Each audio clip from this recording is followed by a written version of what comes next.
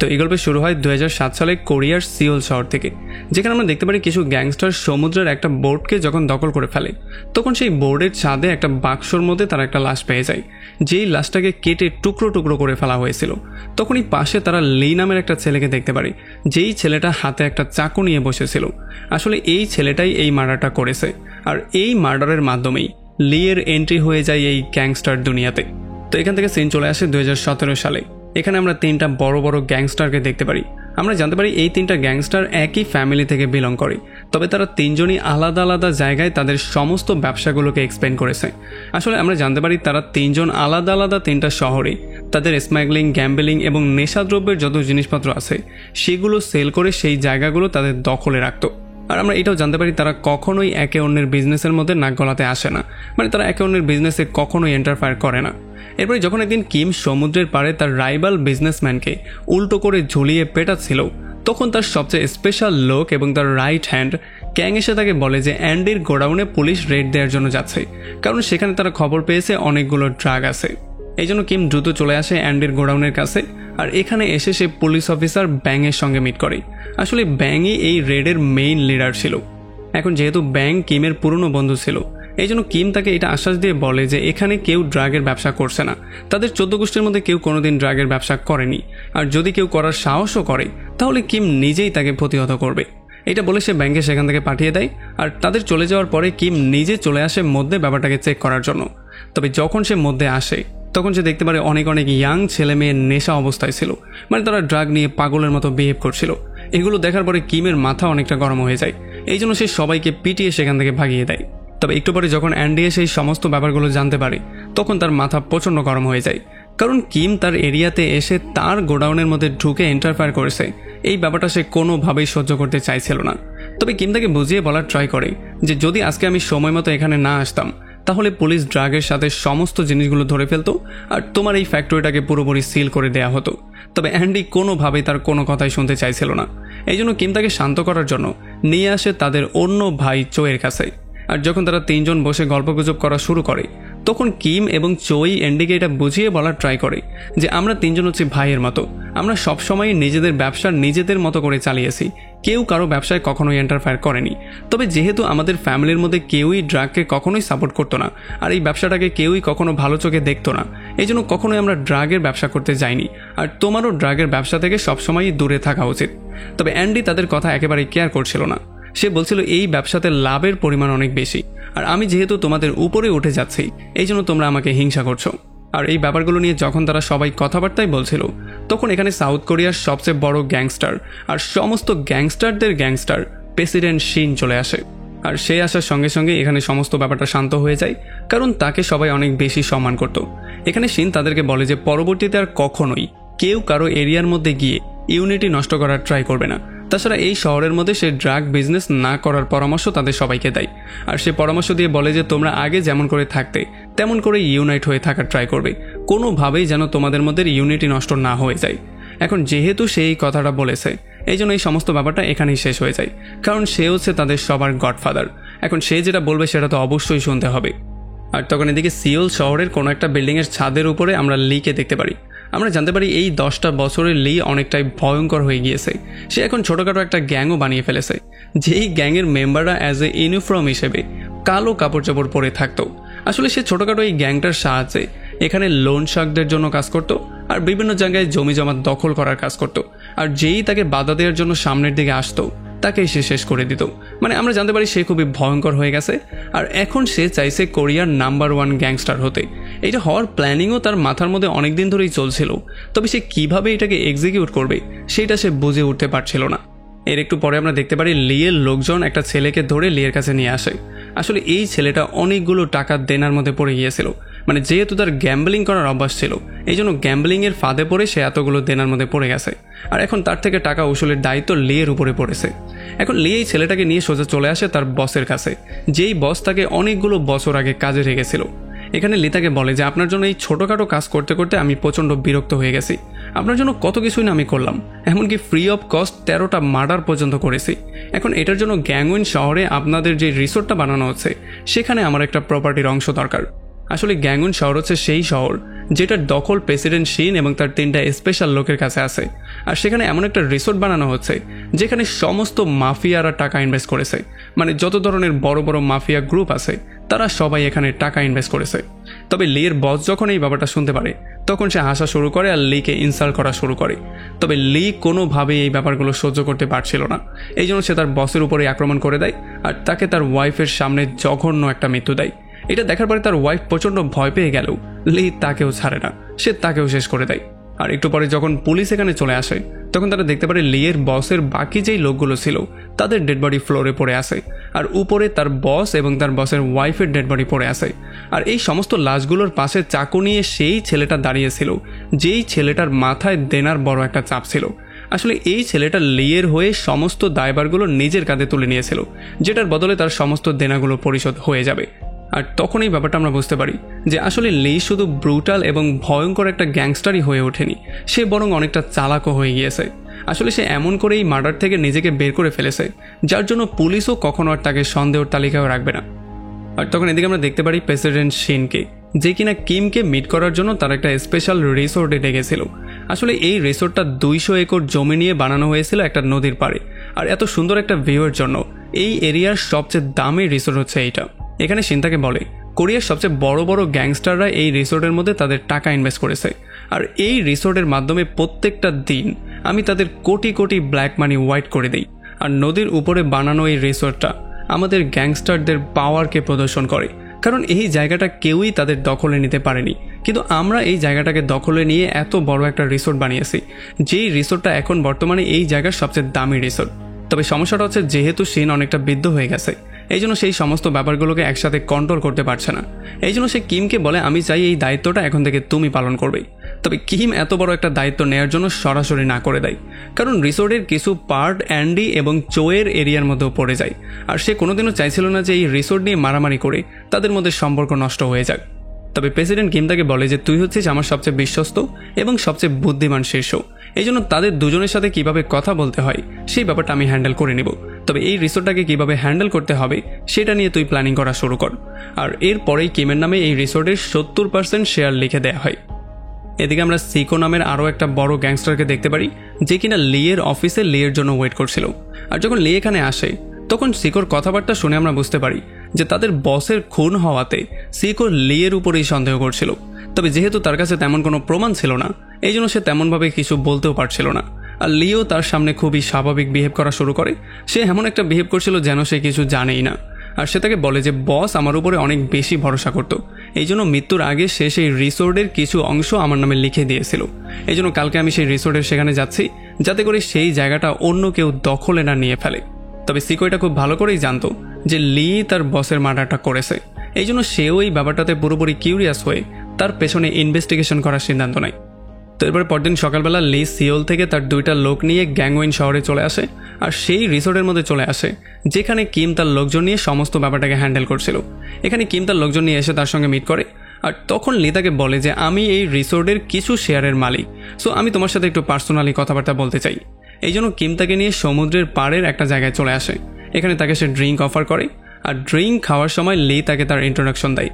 সে তাকে বলে যে আমি আগে লোন শার্কদের জন্য কাজ করতাম, মানে বিভিন্ন দেনা ক্লিয়ার করার কাজ করতাম, আর এতে আমি কখনোই লসের সম্মুখীন হইনি, কারণ যদি কেউ দেনা পরিশোধ করতে না পারত তাহলে আমি তাদের শরীরের অর্গানগুলো বের করে সেগুলোকে ব্ল্যাক মার্কেটে সেল করে দিতাম।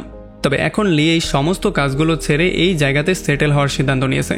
তবে কিম তার সমস্ত কথাবার্তাগুলো শোনার পরে তাকে বলে যে দেখ, তুই হচ্ছিস গিয়ে এই রিসোর্টের খুবই ছোট্ট একটা অংশের মালিক, যেখানে আমি এই রিসোর্টের পুরো 70%-এর মালিক। সো এই রিসোর্টে কি হবে না হবে, কিভাবে এই রিসোর্টটাকে কন্ট্রোল করা হবে, সেই সমস্ত ব্যাপারগুলো আমিই সিদ্ধান্ত নেব। আমার কাজের মধ্যে কখনোই নাক গলানোর ট্রাই করবি না, আর এর বদলে তোর লাভের যেই অংশ আছে সেটা তোর অ্যাকাউন্টে প্রতি মাসে পৌঁছে যাবে। এখন এগুলো শোনার পরে লিও রাজি হয়ে যায়, আর সে তার মুখের সিগারেটটা তার সামনে থাকা খাবারের মধ্যে ঢুকিয়ে দেয়। মানে আমরা বুঝতে পারি লি আসলে এই সমস্ত ব্যাপারগুলোতে একেবারেই হ্যাপি ছিল না। কিমের সাথে কথাবার্তা বলে সে একেবারেই স্যাটিসফাই হতে পারেনি। আর অন্যদিকে লি যেই 2টা লোককে নিয়ে এখানে এসেছিল তারাও ঠিক তার মতো আনফ্রেন্ডলি এবং খুবই অদ্ভুত রকমের ছিল। এই জন্য যখন ক্যাং তাদের সঙ্গে কথাবার্তা বলার ট্রাই করে তখন তারাও ক্যাংকে একেবারেই পাত্তাই দেয় না। এরপর আমরা দেখতে পারি কিমের গ্যাংয়ের একটা ফ্যামিলি ফাংশনে তার ফ্যামিলির সমস্ত মেম্বাররা চলে আসে। এখানে অ্যান্ডিও তার লোকজন নিয়ে চলে আসে। তবে অ্যান্ডি প্রচণ্ড রাগের মাথায় ছিল, কারণ সেই রিসোর্টটা তার এরিয়ার মধ্যে পড়া সত্ত্বেও প্রেসিডেন্ট শিন এই রিসোর্টের মালিক কিমকে বানিয়ে দিয়েছে।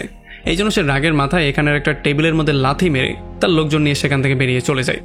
এদিকে আমরা একটা হোটেল রুমে লিয়ের সাথে হান নামের খুবই সুন্দর একটা মেয়েকে দেখতে পারি। আসলে আমরা জানতে পারি হানের ফ্যামিলি লিয়ের থেকে টাকা হাওলাত নিয়েছিল, তবে যেহেতু সময় মতো সে এগুলো ফেরত দিতে পারেনি, এই জন্য সে হানকে তার নিজের সাথেই রাখার সিদ্ধান্ত নিয়েছিল। যদিও হান তাকে মন থেকেই ভালোবাসত, তবে লি তাকে একেবারেই কেয়ার করতো না। তার মাথার মধ্যে শুধুমাত্র এখন সেই রিসোর্টটাকে কিভাবে দখল করবে সেই ব্যাপারগুলোই ঘোরাফেরা করছিল। এই জন্য সে হানকে নিয়ে চলে আসে সোজা প্রেসিডেন্ট শিনের বাসায়। আসলে লি এটা খুব ভালো করেই জানতো যে প্রেসিডেন্ট শিনই হচ্ছে গিয়ে সেই রিসোর্টের সম্পূর্ণ মালিক, আর এখানে সমস্ত গ্যাংদেরকে সেই কন্ট্রোল করে, মানে সবাইকে ইউনাইট করার কাজটা সেই করে। এই জন্য সে তার সাথে কিছুক্ষণ কথাবার্তা বলার পরে হঠাৎই ধোকা দিয়ে তার পেটের মধ্যে ছুরি ঢুকিয়ে দেয়। এরপর তাকে হাঁটু গেড়ে বসিয়ে হানের সামনেই তার গলাটা কেটে ফেলে। আর ঠিক আগের বারের মতো এই হত্যার দায়ভারটাও সে হানের উপরেই চাপিয়ে দেয়। যেহেতু সে হানের ফ্যামিলির কাছে টাকা পেত, আর সে খুব ভালো করেই জানতো যে লি হচ্ছে খুবই ব্রুটাল একজন মানুষ, এই জন্য তার ভয়ে সে এই দায়ভার নেওয়ার জন্য রাজিও হয়ে যায়। এরপরে প্রেসিডেন্ট শিনকে খুবই মর্মান্তিক অবস্থায় হসপিটালে এনে ভর্তি করানো হয়। আর যখন কিম এসে তার সঙ্গে মিট করে, তখন তার এই অবস্থা দেখার পরে তার মাথা প্রচণ্ড গরম হয়ে যায়, কারণ প্রেসিডেন্ট শিন ছিল তার বাবার মতো। এই জন্য সে প্রচণ্ড রাগের মাথায় পুলিশ স্টেশনে চলে আসে, আর এখানে এসেই হানের উপরে আক্রমণ করে দেয়। তবে অফিসার ব্যাং কোনো রকমে তাকে শান্ত করে বাইরে নিয়ে আসে, আর তাকে সে বুঝিয়ে বলার ট্রাই করে যে হানের মতো এমন একটা মেয়ের পক্ষে কোনো দিনও প্রেসিডেন্ট শিনের মতো একটা লোকের গায়ে চাকু চালানো সম্ভব হবে না। তাছাড়া এই মেয়েটা কালকেই লি নামের একটা গ্যাংস্টারের সঙ্গে এই শহরে এসেছে। এখন আমি 100% এটা শিওর হয়ে বলতে পারি যে এই কাজটা লি নামের সেই গ্যাংস্টারই করেছে, আর সমস্ত দায়ভার থেকে নিজেকে বাঁচানোর জন্য এই মেয়েটার উপরে সমস্ত দোষগুলো চাপিয়ে দিয়েছে। এরপরে সেদিন রাতের বেলায় যেহেতু প্রেসিডেন্ট শিনের গায়ের আঘাতটা একটু বেশি ছিল, এই জন্য তার সেখানে মৃত্যু হয়ে যায়। আর এই সমস্ত ব্যাপারগুলোর জন্য তারা সবাই প্রচণ্ড আপসেট হয়ে যায়। পরদিন যখন তার ফুনারেল করা হয়, তখন শহরের সমস্ত ছোটোখাটো গ্যাংস্টাররা চলে আসে, কারণ তারা সবাই প্রেসিডেন্ট শিনকে অনেক বেশি সম্মান করত। আর এখানে কিমের পাশাপাশি চোই আর অ্যান্ডিও চলে আসে, আর তারা ওই ব্যাপারটাতে প্রচণ্ড আপসেটই হয়েছিল। আর যখন কিম তাদেরকে লিয়ের কথা বলে, তখন তারা তিনজন মিলে শপথ করে ফেলে যে তারা লিকে এর চেয়েও জঘন্য মৃত্যু দিবে। এরপর আমরা দেখতে পারি সিওল শহর থেকে সিকো নামের সেই গ্যাংস্টার তার লয়ার নিয়ে সোজা কিমের সঙ্গে মিট করতে চলে আসে, আর সে তাকে বলে যে তোর সেই প্রেসিডেন্টের মতোই লি এই রিসোর্টের ওনারশিপের জন্য আমার বসকেও খুন করেছিল। এখন যদি লিয়ের সেই প্রপার্টির অংশটুকু তুই আমার নামে লিখে দিস, তাহলে আমি লিকে মারতে তোকে সাহায্য করতে পারি, কারণ আমি তার দুর্বলতা এবং সবলতা সম্পর্কে খুব ভালো করেই জানি। তার কোথায় কোন লোকজন আছে তাদের সম্পর্কে আমি খুব ভালো করেই জানি। আর এগুলো শোনার পরে তার বসের প্রতিশোধ নেওয়ার জন্য কিম তার সঙ্গে হাত মিলিয়ে নেয়। এখন সিকোর মাধ্যমে কিম লিয়ের লোকজনের লোকেশন পেয়ে যায়, এই জন্য সে ক্যাংকে পাঠিয়ে দেয় তাদেরকে মারার জন্য। আমরা দেখতে পারি ক্যাং তার লোকজন নিয়ে গিয়ে লিয়ের 3টা লোককে ধরে উল্টো করে ঝুলিয়ে আচ্ছা রকম করে ধোলাই করে, আর তাদেরকে মারতে মারতে লিয়ের লোকেশনটা জিজ্ঞেস করা শুরু করে। এদিকে অ্যান্ডি আর চোয়ও তাদের যার যার লোকজন নিয়ে ফুললি রেডি হয়েছিল, আর তারা কিমের কলের জন্য ওয়েট করছিল, কারণ যখনই কিম লিয়ের লোকেশনটা পেয়ে তাদেরকে কল দিয়ে জানিয়ে দিবে, তখন যাতে করে লোকজন নিয়ে দ্রুত গিয়ে তারা তার উপরে আক্রমণ করে দিতে পারে। আর অন্যদিকে সিকোর সাহায্যে কিম এটা জানতে পারে যে লি এই শহরের মধ্যে ড্রাগের ব্যবসাও পরিচালনা করার ট্রাই করছে, আর সে কোথায় কি করছে সেই ব্যাপারগুলো জানার পরে কিম পুলিশ অফিসার ব্যাংকে এই সমস্ত ব্যাপারগুলো বলে দেয়, আর পুলিশ অফিসার ব্যাংও সমস্ত পুলিশদেরকে নিয়ে লিয়ের পেছনে লেগে পড়ে।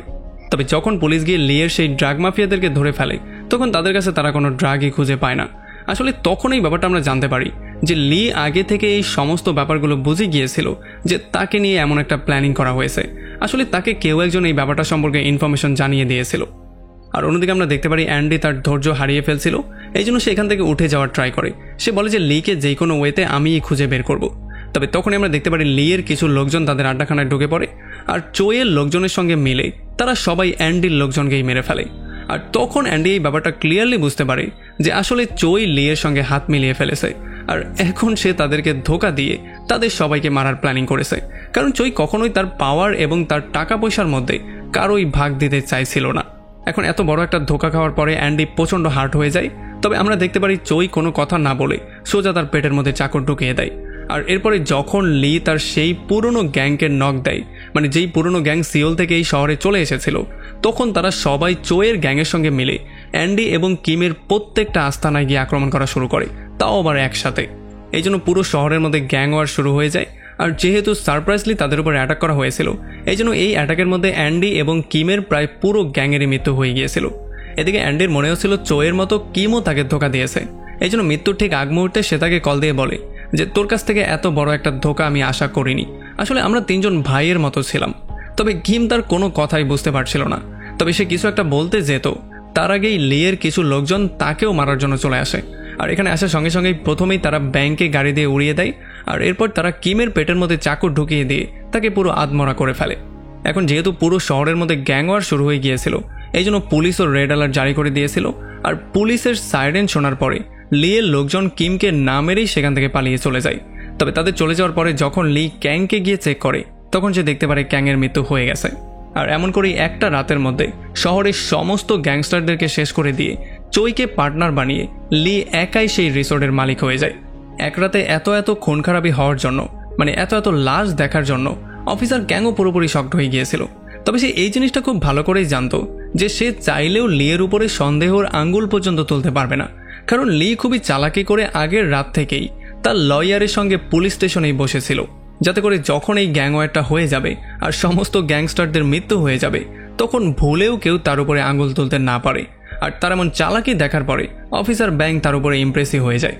তবে যেহেতু সবাই ব্যাপারটা জানতো যে এক রাতে লি পুরো শহরের সমস্ত গ্যাংস্টারদের মেরে পুরো শহরটাকেই দখল করে ফেলেছে, এই জন্য সবাই লিকে ভয় পাওয়া শুরু করে। মানে লি এখন হয়ে গেছে এই শহরের সবচেয়ে বড় গ্যাংস্টার।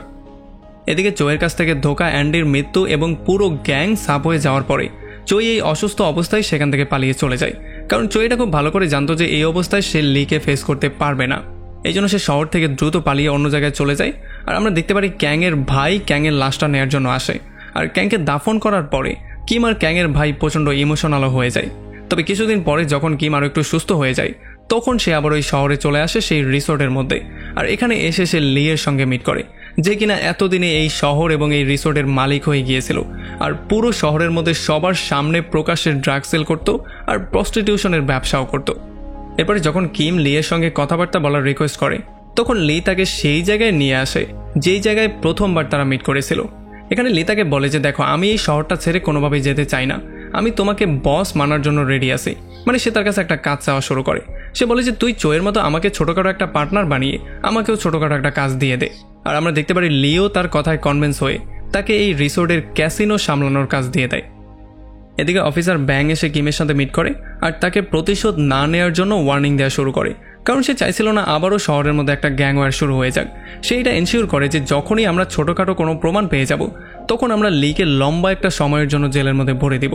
তবে আমরা দেখতে পারি কিম এগুলো শোনার জন্য একেবারেই রেডি ছিল না, কারণ তার মাথার মধ্যে অলরেডি একটা প্ল্যান চলছিল।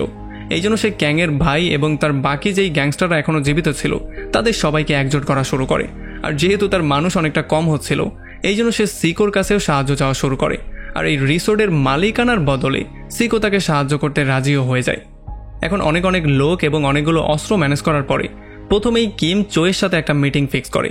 আর যখন তার সঙ্গে সে মিটিংয়ে বসে, তখন সে তাকে বলে অ্যান্ডি আর আমার ভরসা ব্রেক করে তুই একেবারেই ভালো কাজ করিসনি। এতটুকু বলেই তার একটা লোককে সে ইশারা করলে সেই লোকটা এসে চাকু দিয়ে চইকে মেরে ফেলে। আর এখন চইয়ের এই মৃত্যুর নিউজটা আর সিকোর সঙ্গে যে কিম মিটিং করেছে এই নিউজটাও লি পেয়ে যায়। এই জন্য সে তার ক্যাসিনোর মধ্যে তাকে মারার জন্য অনেকগুলো লোক একসাথে পাঠিয়ে দেয়।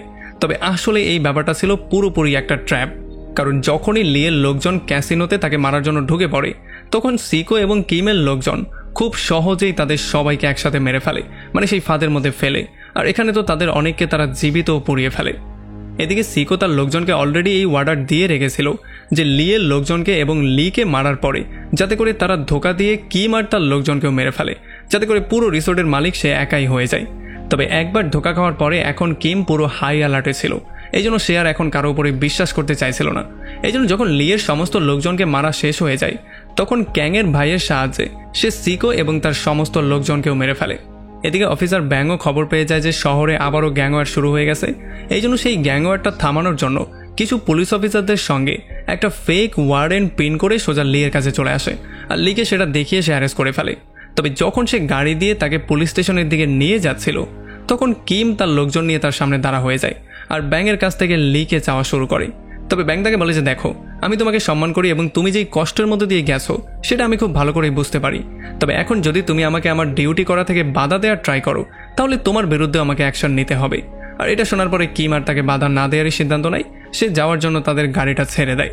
তবে একটু সামনে যাওয়ার পরে অফিসার ব্যাং লিকে বলে যে আমি তোকে শিপিং পোর্টে ড্রপ করে দিব আর আজকে রাতের বেলায় তুই এখান থেকে পালিয়ে চলে যাবি, আর যদি তুই এমনটা না করিস তাহলে আমি তোকে সেখানেই এনকাউন্টার করে দেব, কারণ আর খুন খারাপ আমি দেখতে চাই না। তবে এতটুকু শোনার পরে লি এই জিনিসটা বুঝতে পারে যে ব্যাং যেই ওয়ারেন্টটা শো করেছিল সেটা নকল ছিল। এই জন্য সে তার পায়ের মধ্যে লুকিয়ে রাখা চাকুটার মাধ্যমে এখানে ব্যাং আর বাকি পুলিশদের উপরে আক্রমণ করে দেয়, যে জন্য তাদের গাড়ির ডিসব্যালেন্স হয়ে যায় আর গাড়িটা পুরোপুরি উল্টেই যায়, যে জন্য তারা সবাই অনেক বেশি আহত হয়ে যায়। তবে গাড়ি থেকে বেরিয়েই লি একটা সিগারেট ধরায় আর কিম আর তার লোকজনকে ইশারা করে বলে যাতে করে তারা এসে তার মোকাবেলা করে, সে পালিয়ে যাওয়ার পাত্র না। এই জন্য কিমের লোকজন তার উপরে পাগলের মতো ঝাঁপিয়ে পড়ে।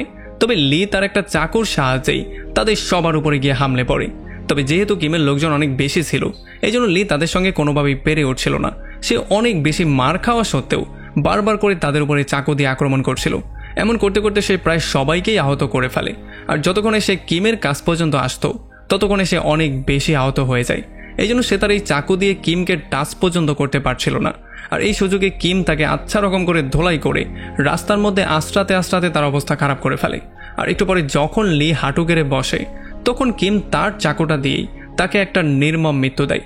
তবে এটার আই উইটনেস হওয়া সত্ত্বেও অফিসার ব্যাং তাকে অ্যারেস্ট পর্যন্ত করে না।